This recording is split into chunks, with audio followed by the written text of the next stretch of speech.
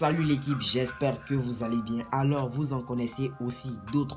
Pas du tout. Aujourd'hui, moi, j'aimerais vous présenter mon top 5 des jeunes surdoués du FC Barcelone qui deviendront plus tard les meilleurs joueurs du monde. Donc, accrochez-vous bien, on est parti pour une nouvelle vidéo.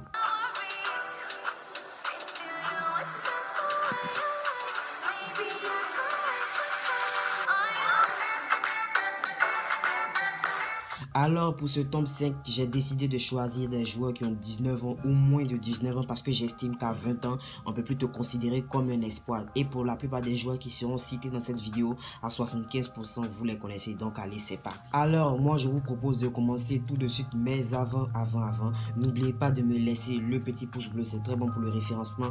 Et de me dire selon vous, quel est votre futur espoir dans les commentaires pour le FC Barcelone. J'ai choisi de vous parler d'un joueur qui vient d'arriver au FC Barcelone.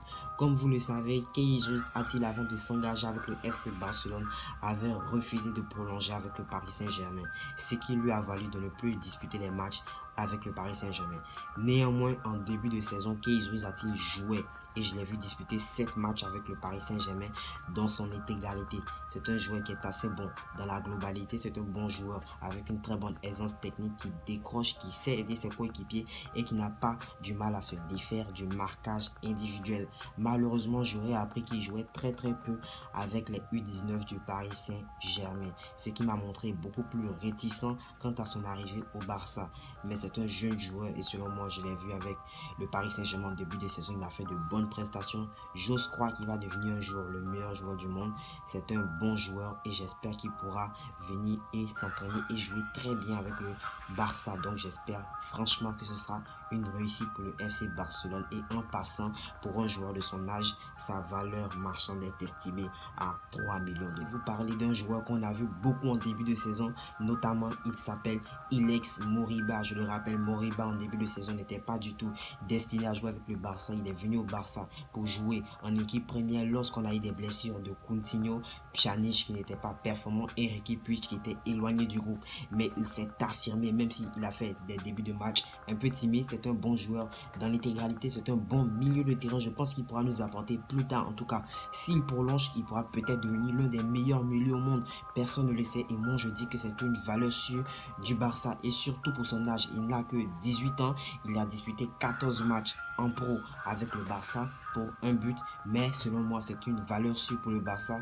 et on peut se dire vérité, sa valeur marchande à son âge est déjà très haute. Sa valeur marchande est estimée déjà à 18 ans à 25 millions. J'ai choisi de vous parler du futur peut-être meilleur arrière gauche au monde. Il s'agit de Alejandro Balde, perçu de tous comme le futur Jordi Alba. Ce joueur a été sélectionné pour participer à la pré-saison du FC Barcelone. Ce serait bien de le voir intégrer l'équipe première, d'autant plus qu'on sait que Jordi Alba, il y a un vrai problème de doubleur en ce qui le concerne, déjà qu'il est considéré comme le futur meilleur arrière gauche au monde. Je voudrais le voir intégrer l'équipe A, mais selon moi c'est une belle promesse du côté du FC Barcelone. Il n'a seulement que, je sais pas, 17-18 ans et déjà sa valeur marchande est estimée à 500 000 euros. En première position, selon moi, il y a deux joueurs qui sont arrivés ex aequo. Pourquoi? Parce que ce sont les meilleures promesses du côté du FC Barcelone. Il s'agit de Ansu Fati et de Pedri. Pedri qui a explosé complètement la saison dernière jusqu'à réaliser un superbe Euro avec l'Espagne et être même dans le 11 type des meilleurs joueurs de la compétition. Ansu Fati, un peu pareil, même s'il a été handicapé par sa blessure cette saison, c'est quand même aussi une très belle promesse. Déjà l'année passée, on l'a connu où il a explosé avec déjà 24 titularisations et 7 buts. Contre cette saison, malgré sa blessure, 7 matchs et 4 buts.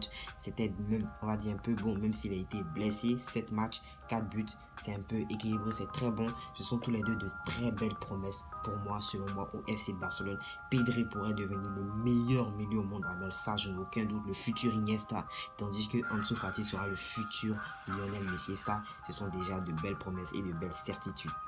En plus de cela, Ansu Fati, pour son jeune âge, sa valeur marchande est déjà estimée à 60 millions d'euros malgré sa blessure et tout.